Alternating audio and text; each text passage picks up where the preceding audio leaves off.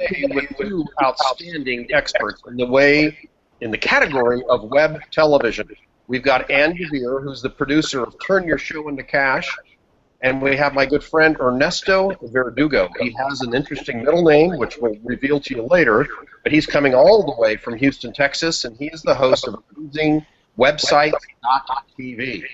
And these are two distinctly profound experts in the area of web TV. They've produced many, many shows, in the dozens of shows, where most do not even reach 3 shows. And they both have produced multiple shows, and they're going to reveal and share openly their secrets so everybody can benefit from today's program. And if you have any questions, feel free to knock them into the box there. We'll answer them accordingly, but we've got a pretty good agenda that we're going to go through in this mastermind today. So I'm going to start with just what you're seeing in front of you.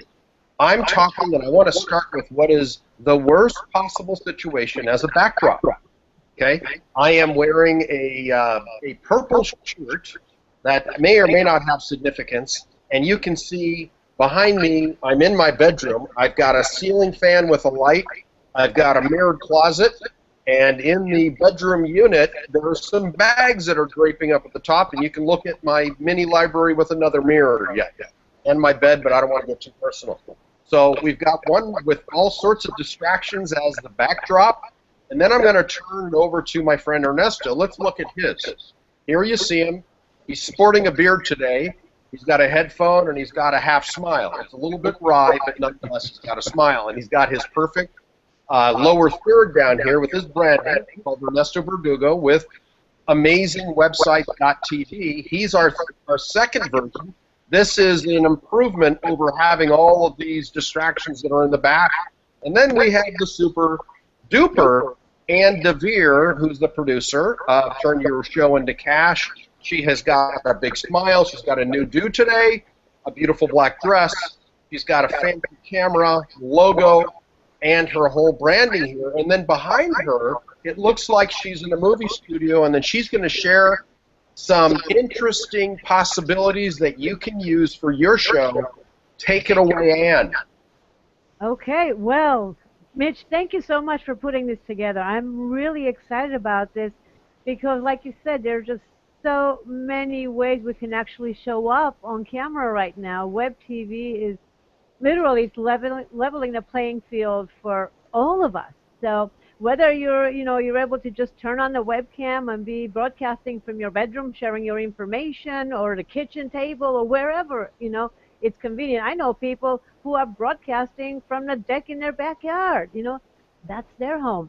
So, well, I'd like to start with your comment, Ann, if I may interrupt, what your perception is, because we have 3 contrasting backgrounds. And I know you talk about this in your course, and Ernesto, I'm going to chime in and get your opinion on this, but we have, almost by accident, it worked out this way. I couldn't find my green screen, which was what I wanted to show behind me, the compare the backdrops, but I've got a distracting backdrop. We've got Ernesto that's being very white today, and you're with this studio background. So tell us about your background. Okay. Well, my background, actually, this is a real simple background. I am sitting in front of a green screen, and believe it or not, this whole thing is set up with $300, and that includes webcam, lights, and backdrop, and a very inexpensive but very powerful broadcasting tool that I use. It's called actually XSplit. And it's unfortunately it's just for PCs, and there's some other ones for for the Mac users, but that's not what we're talking about right now. But here's the beauty of this. Whatever your style, whether you have the really casual style or you want to have the sophisticated style, there is a place for it. Think about traditional TV. We have people with just one camera walking around and interviewing people at flea markets, and that's a TV show. And then, of course, we have the more sophisticated talk shows in a huge studio with a huge audience. Well, the same thing goes for web TV. It's your show, plan it anywhere you want. Well, in my case, we're actually broadcasting web TV talk shows, so I'm opting in for the more sophisticated look. But let me show you how easy this is. Literally, I am sitting in front of a green screen, and the lower third, that's a Google Hangout add-on here. I can just turn it off easily. Oh, there it comes back on. It's just a simple image that goes, and that's not me. That's Google Hangout. But watch this. All I have to do is add layer after layer on my backdrop, and I can easily change it with the click of a button. Look at that. And I can change colors. I can put a beach scene behind me if I want to. I can put curtains, whatever I want to do. It's just a simple image. I can even put videos playing behind me. So bottom line is that even with very inexpensive equipment, you can look like you're in a very expensive studio and go toe to toe against those who are broadcasting from a studio. And I think it's just so exciting because technology is making it really simple for us. That's great. I'm gonna flip over to Ernesto for a moment. Ernesto, you have done 70 plus shows with amazing websites.tv, and That is yeah, and I know your background here. You have chosen a white environment. And what are the advantages of using this versus the green screen? well. I got inspired. Sorry, I have a little bit of my throat is a little bit, but I hope that you can hear me fine. Anyway, I got inspired by Jon Stewart. I really like the Today Show. No, yes, the Today Show from Jon Stewart. And basically, his setup is incredibly easy. I mean, of course, he has the entrance. I mean, which is one of the things that we need to talk about when we're talking about a web TV show. I mean, there's several segments that you need to prepare in order for you to go through. But I mean, 90% of the show, it's basically done exactly in the way that I am sitting right now. The only difference is that I'm not sitting on a green screen, but I'm sitting on a white screen, and there's a reason for that. As you can see, I mean, I do not know if you can actually see it. I can see it on my screen. Mitch and Ann are on 4.3. I am on 16.9. Now, what is the difference for that? I mean, right now, most of the high-definition TV is on 16.9. So one of the recommendations that I will always give you is make sure that your settings are on HD, and I will tell you a few reasons why, because it's actually a big change that has now been very, I mean, making a big impact in the on web TV. But as you can see, I am sitting on the right of the screen. I mean, you can see on this side there's a big white space. And then what happens if I am doing the show?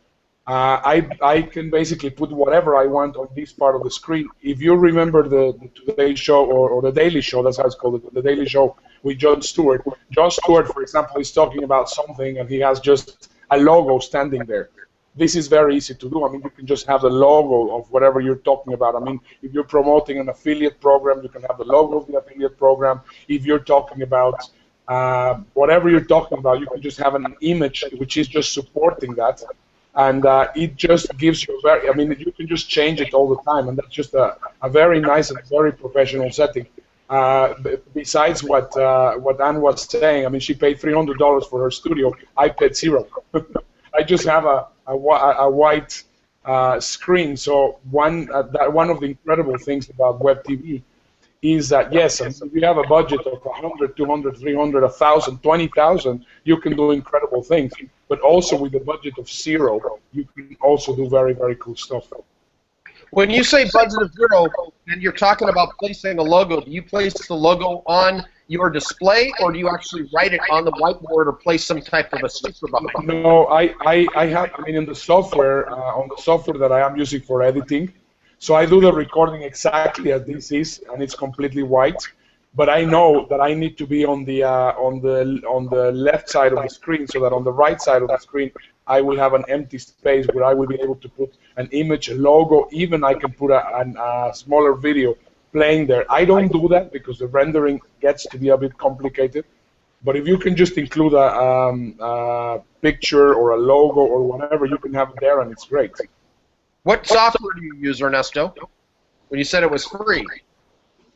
Yeah. The software I use is actually, well, there's two versions. I have the paid version.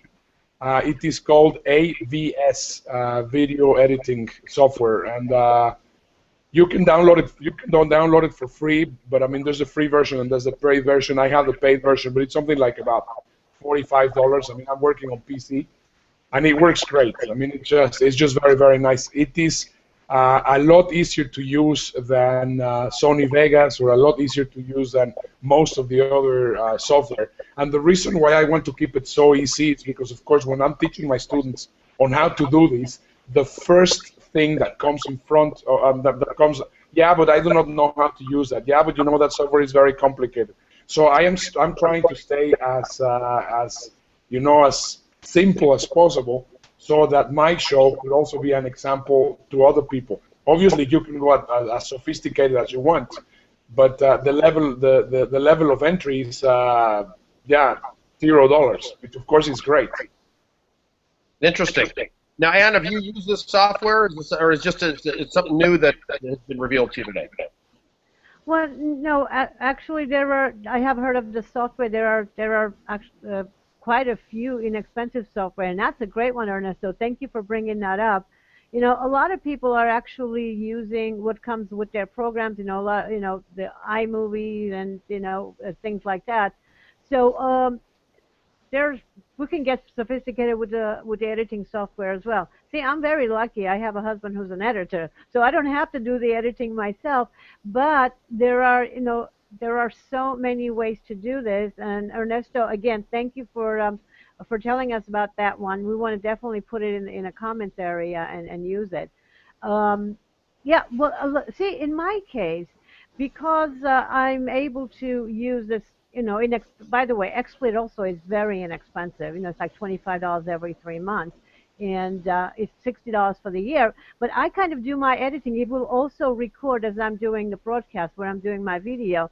And the way it's designed, okay, let me just show you something. I have an intro for my program before I start going. So I just click the button, and the video plays, and then I will click, and it will come to me straight on. And if I want to play PowerPoint, I just click another window, and it will full-on PowerPoint. It will come on. And another thing that I really love about this, it's very cool. It gives me the split screen, so I have the window over my shoulder. And in this particular window, actually, this is like, came on. I wasn't planning on talking about this yet, but here's the beauty of this. We're talking about WebTV, and right now, there are over 500 million monthly viewers waiting for amazing content, great content. Like Film On, for example, is part of our network with 500 million monthly viewers. Imagination TV works with Film On. And also IC Place is 15 million monthly viewers. And there's also the whole airport network, a whole bunch of stuff. But bottom line is that with some simple software and a willingness to spend maybe a day learning how to use it, it becomes really a lot easier, and the editing also becomes easier. But here's what I want everybody to know. Do what feels right to you. I love the way Ernesto described it. It's simple. Turn on your camera. You can use any camera you have, a webcam. I like external webcams. I like the Logitech cameras. They're all under $100. You just plug it in. And it makes it easier because it doesn't drain the system, so the video is a lot clearer. So for that reason, I like it better. But if you're on the go, you can just open your laptop. I'll tell you, I travel a lot. I speak a lot. So literally what I will do when I'm in a hotel, turn the table against the windows, because every hotel has those blackout curtains, I just turn the desk against it and grab a couple of lights from the nightstands and turn them on, and turn on my webcam. And with XSplit, I can still do, on whatever backdrop it is. It doesn't have to be, green screen. And I can still do this. So this what works for me. And the white wall with the logo that Ernesto was talking about, it works beautifully as well. So bottom line is, do something, get started. Don't miss this opportunity to get involved with this whole web TV revolution that's happening. Yeah, I think one of the very, very important things for people to understand, and I think you see it that way. Right now, for example, I have not been paying cable for the past 3 years. I mean, I think I said goodbye to Comcast and afterwards to AT&T because I just think it's just a ripoff. I mean, the best thing that you can do is get yourself an Apple TV or a Roku system. And right now, the beauty of it is that Roku and Apple TV are also bringing Web TV now to the regular TV. And for example, I'll give you one specific name that you will say, well, you know, I mean, this would not have happened. Actually, it happened the other way around. I mean, Larry King used to be the star of CNN. Right now, he has his web TV show that is called Politicking or something like that, which is a web TV show. So, I mean, if Larry King went from CNN to web TV, that is just telling you how important it is, because obviously, I mean, now he has the independence and the possibilities of saying whatever he wants. And I think that's the most powerful thing of it all, because, of course, I mean, previously he had to be restricted by whatever the CNN governing rules were at that specific moment. And it's just the beauty of it. I mean, with the web TV show, you can communicate your own message. You can communicate your own way of influencing people. And you can do it out of your garage, or you can do it out of your iPhone. And that is it. I mean, it's just a simple beauty, and it's just growing exponentially every single year. So it's unfiltered material, information that is being dispensed. You're getting the real story without all the governmental controls. Well, there is some governmental controls. So let me give you one example. Exactly 1 year ago, because it was on September 16th. There's a in Mexico, there's a ceremony that they do, and the president was there. That we just had a president. There was a presidential change and whatever. And I saw the feeds from the cameras that were on the square that they were filming this, and what they were transmitting on national television, and the story was completely different. So I made a segment saying, I mean, how the government was actually, filtering the information and just make it, I mean, as they say, wagging the dog. And funny enough, I actually got that program banned off YouTube. So there is some. I mean, it's not that you can say anything and just put it there. However, I mean, if you stay within the boundaries and whatever, I mean, it's not going to happen. And also, what happened was that, I mean, I had a lot of exposure on that show. I mean, that was actually one of the videos on YouTube, because it was so controversial. I had a lot of views on that specific video, and that video was taken off the air. So there are some restrictions, but they're very minimal. That's a great point, Ernesto. You know, right now, because web TV is still, it's like the gold rush. It's a wild exactly what it is. west. Yeah, as long as we kind of manage ourselves, I think we can really ride the wave for a while. And like you brought up CNN. Interestingly enough, CNN had the monopoly on airports until recently, and Clear Channel actually tapped into it. Here, I want to show you this. Clear Channel tapped into the whole web TV, the airport channel, and they're right now in 260 airports worldwide. 800 million travelers a year are watching this at the airports. And until now, CNN had all of this. They had the monopoly. 2 billion impressions a year, and get this, 60% of them are the business travelers with the average income of $100,000. So this is a huge dent, what's happening with Clear Channel, at the airports, and we get access to that. Clear, they're looking for great content, and because there's such a shortage of good content, there are a lot of people out there who, they're talking heads. They just turn it on and get out there, and it's important information they're sharing. But now, as we get a little bit more sophisticated, we have access to powerful TV shows, and so tapping into this market is huge for us, for the average business owner. Well, when we can broadcast with some simple stuff, this information and this time, I'm just so excited, because this is never going to be repeated again. So, and that's part of the reason, Ernesto, I'm actually really excited connecting with you and Mitch, because together, between all the different countries that we cover and all the different ways we're actually getting the information out there, this is huge, building a whole big network. And Mitch, especially, in what you're doing, I love the way you take the segments, short video segments that, we can put out there, and really repurpose it and get it out there, and that the whole web TV, Web 2.0 network, I should say.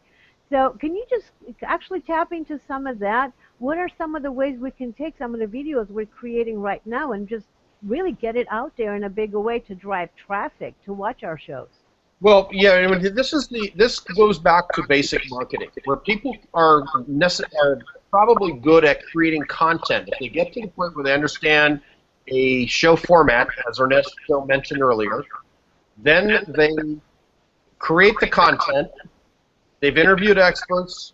They've put the good intro and outro on there. Now what? They think they've completed their job. Well, really, all they've done is created the beginning stage. Because at that point, you've got to get your message communicated. You hire a PR agency. Do you then call your friends and say, hey, watch this? You just posted on Facebook and say, I just released my latest web TV show segment, and please like my page. That's where it usually ends with most people. Yeah. With the internet and with repurposing content, the real business and exposure component ties into what you're talking about, tapping into the airport networks. That's where I got excited, because I understand the power of exposure.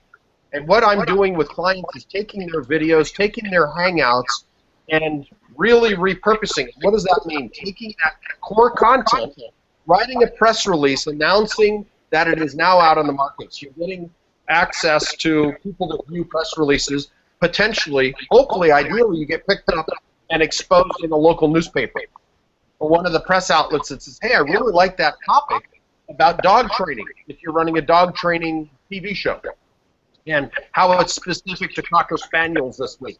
And they may want to cover that story. Or it's certain type of cooking, organic cooking for, Chinese people in Los Angeles. I mean, who knows? It might be something unique that somebody's revealing on their show, and it has to get communicated to the market so the masses can see it. That's what raises popularity, viewership, and exposure, and ultimately allows for you to make money, monetization off your show. That's the magic. Where a lot of people get into this, they may have great content, they don't know what to do with it, and they fail because they don't market it correctly. Press release is one start.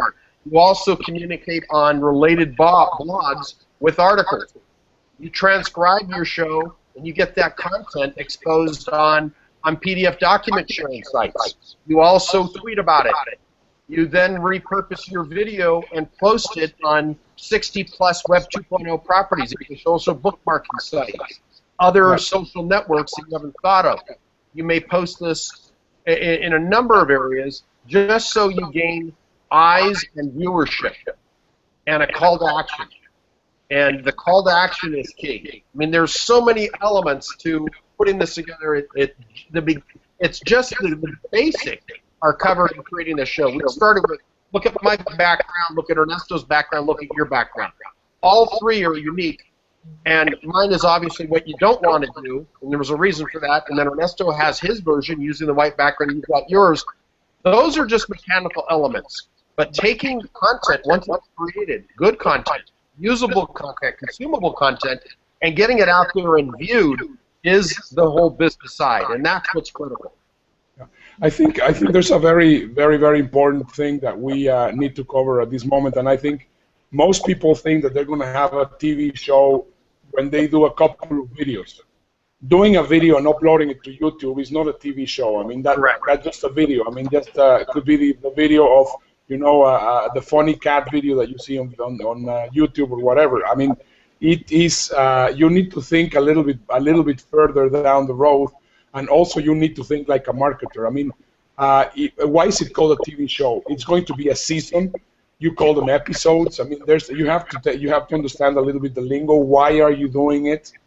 And also you have to decide what is exactly what's going to be the format that you're going to be giving, not only to the episode itself, but to the full season. I mean, you cannot just be experimenting to see throughout the whole thing. So, for example, one of the things that I do that works really, really nice is you try to think of a concept of what's going to be covered at the very beginning. I mean, I wish that I would have been on. I mean, I love the Tonight Show with Jimmy Fallon. I mean, I know the Jimmy Kimmel show. I know I like in those days Jay Leno. I mean Ellen DeGeneres.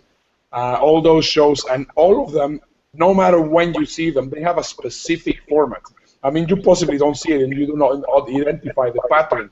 But the moment that you identify the pattern of how it all works, it's always first is the the stand-up monologue, and then they have something else, and then they have something else, and then they have something else. And obviously, because of course you're changing the whole thing, it is different. However, I mean, it is just one simple formula. And the moment that you create your own formula, I mean, it makes you feel great. And actually, that's the job of the executive producer, which the other day we were having this conversation with Anne, and one of the things that I was telling her is, in the past, I mean, you were supposed to be a published author, and that was supposed to give you a lot of prestige. Now imagine if you will have in your business card, executive producer of a TV show. That gives you so much credibility and opens so many doors that you will not even begin to imagine the incredible possibilities that you can have because of doing that. And it's just not complicated science. All you need to understand is right now technology gives you the possibility of having a fantastic web TV show with very little budget, and it just requires a little bit of understanding and just a few technical elements. And after that, it's an incredible marketing tool for your business. It doesn't matter what you're doing. I mean, you could be selling pet food, or you could be selling spa. You could be having a spa, or you could be doing a do-it-yourself guy, or you could be a plumber, or you could be a carpenter, whatever you are. I mean, there's a small niche for watching the kind of TV show that you can create. That's great input.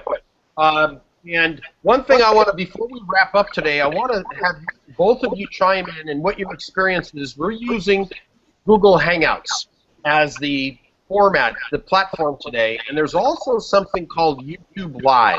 And I would like to start with you, Ann, if you've got any comments about how you project or what you have used for your TV show, because there are different platforms available, and maybe if you know something else that's down the road. Yeah. Well, actually, we recommend using the Google Hangouts and YouTube Live, and the results are coming in right now. If you broadcast on YouTube Live, you actually get better exposure. Rankings are higher, so you may want to start using YouTube Live. The thing about Google Hangouts, people have been hearing about it, and you can have up to 10 people on at the same time. And for some reason, I don't know why, the quality is better on YouTube Live. We're testing a bunch of things to see what the rankings are doing, how it's working out.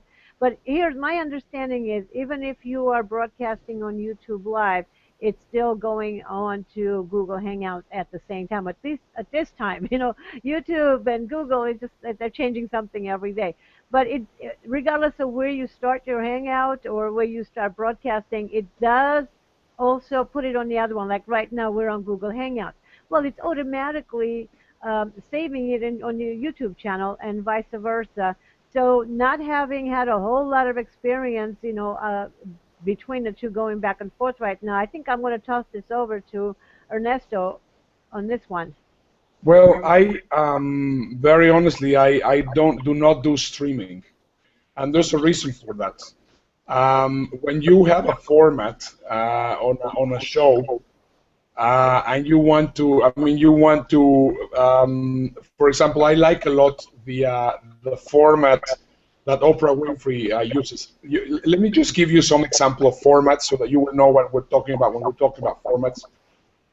There's the DJ format. I mean, that's the very, very basic format that you can have on a TV show. What's a DJ format? Well, it is basically content that someone else produces, and you just basically play it on your turntable. This is a great format because, for example, there's a number of different little shows there on YouTube that what they do is for example, they will say, well, the best video of cats of the week is such and such, and well, please have a look. Then they will just show the little video there. So basically, there's this guy which is just basically playing someone else's music, and that's just the simplest format. That works out great. You can have the next one that you can have is the CNN format, which is basically you're reporting the news of your own industry or of your own niche. So you can have a news program talking about what are the latest things on pet grooming or whatever your niche is, or quilting or whatever it is. So you can have just news. The other one is the Oprah Winfrey, which basically you're doing interviews, and you're doing interviews, and then you can just combine with a few documentaries or whatever you're doing, and you can just put the whole thing together. The format I use is the Today Show format, where basically you have a little bit of news, a little bit of it's a magazine kind of format. So you have a number of different things. So for my specific format, doing a live transmission, it's impossible. At least on my knowledge and understanding of how it works, it's just simply impossible, because I don't have the equipment to be switching everything and doing it on one go. So basically what I do is I have my 3 or 4 different formats. And for example, I mean, I have the coming on amazing websites, television, and then I tell them what's coming on. Then I have the little intro. I mean, you should never start with the intro, which is also one of the biggest mistake that I've seen from everyone. They start with the intro. I mean, in most of the shows, you normally get a tiny little bit hook that will get you hooked to the next part. Then afterwards, you have the intro. Then after the intro, you will have the most exciting part, and then you start just moving along in the show. And yeah, what is very nice about that format is that each and every one of those little segments becomes a uploadable video, which afterwards you use for marketing, because that small segment, if you would like to watch the entire show, make sure to go to this website. So I mean, my format is a little bit different than streaming. I've never done any streaming show.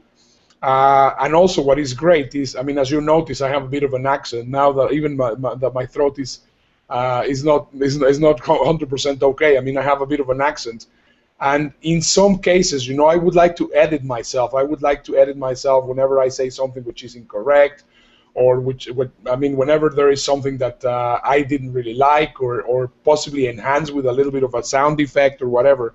So I like to have a little bit of post-production. One of the challenges of streaming and putting your video up on the television right away is the fact that, I mean, the editing and whatever, even though it could be done because YouTube gives you that both possibilities, it becomes a little bit more challenging. So for my format, I prefer to first record the video. Each one of these segments that I am recording becomes a specific marketing segment. And I repurpose the content exactly as Mitch was saying earlier. So I mean, it's just a different way of doing things, but that just shows you that, you know, I mean, creativity is the limit, and you can adapt it to exactly who you are and what you're doing. And that's such a great point, Ernesto, is because we do have choices. And I love those formats you talked about. You know, my recommendation on the format that I have found that works best, because I do live streaming, we teach, and also we do pre-recorded as well, because we can have segments included in the equipment I'm using. But the beauty of it is that we can customize it to fit our lifestyle and what works, what makes us most comfortable. And that's the most exciting part. We have a lot of choices. The format that has worked best for us is we do the first part, expert interviews, you know, the thought leaders in that industry. And then we'd like to include maybe a 30-second video tip, whether it's something about our programs or upcoming shows, or maybe something from the sponsor. And then I like to have fun. I like to have something experiential, you know, let's say if it's like a health and wellness show, giving them, you know, maybe an exercise to do, or to show them a new gizmo or a gadget that they can use. And one of the things I really love are using the top 10 questions that people send in questions. And it kind of engages them. We can even bring in sometimes people live on Google Hangouts, or and ask questions, or they can send in pre-recorded videos of asking questions, and we can play it.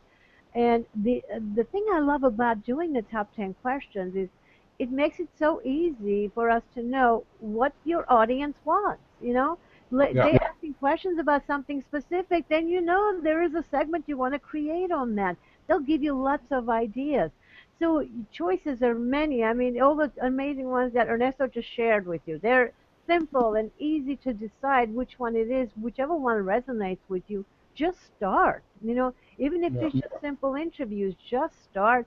And everything applies. Everything we've been talking about. And then again, there's a huge shortage of content, good content. So whatever your expertise is, just share it with the world because they Well, you, need you picked on something very important, Ann. I want to bring this up. Is Ernesto, you said you've done 70-something shows, and there is let's say, a rather large difference between your first 10 shows and your last 10. In terms of you've created your own groove, your own format, and you've evolved as a producer. Is that a fair? Absolutely. I mean, you will see a difference. I mean, even though we can all say and we can all recommend to everybody get started. I mean, as you were saying something that was very, very true. Most people don't pass. I mean, anybody that makes it after the 10th episode, I know that they're in a good track. But most people, I mean, after 5, 6 maximum, they will give up because they will not see the results, because they don't see the point. They find it very challenging. So, I mean, it has to be thought exactly as a TV is. I mean, you have to think about it. It's going to be a season, so you have to make sure to finish the season. Now, how do you measure the season? Very simply. A season, it's 24 episodes. Exactly. I mean, that's why the TV show 24 with Jack Bauer, Kiefer Sutherland, it was a perfect fit because it's exactly 24 episodes.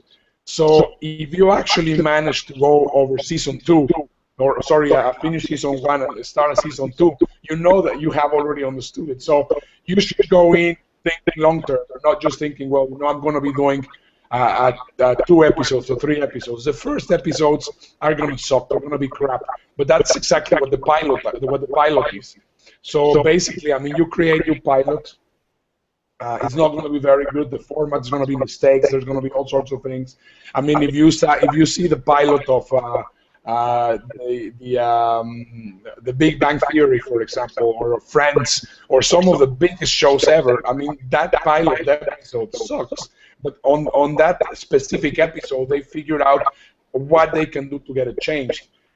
For us, obviously, I mean, they have a ton of people seeing it. So, for example, for us, I think the first 3 to 10 episodes could be considered a pilot, because exactly on those episodes, you're going to start seeing how you can format it, what works, what people react to. So, for example, one of the things that I realized right away is my show. It's 23 minutes.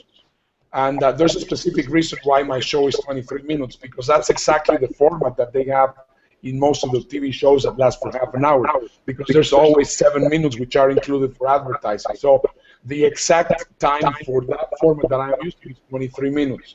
However, I started noticing something which was very, very interesting. The first 15 minutes, I have the people very engaged, and then after minute 15, the audience dropped dramatically.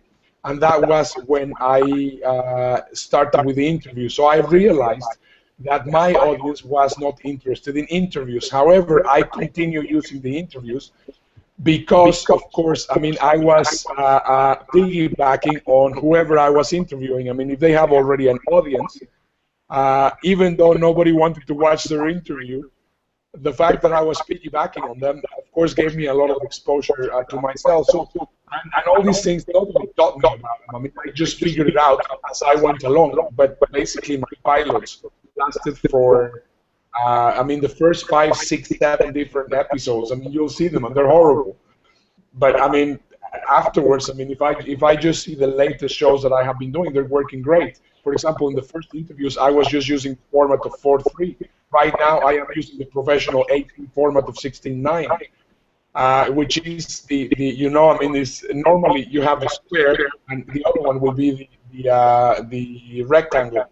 So there's a few things, and the beauty of this is that you're learning while you go along. And one of the things that I recommend right away is, I mean, think, okay, I really see that there's potential for marketing, which if you don't see it, you have to really open your eyes, because of course it's there.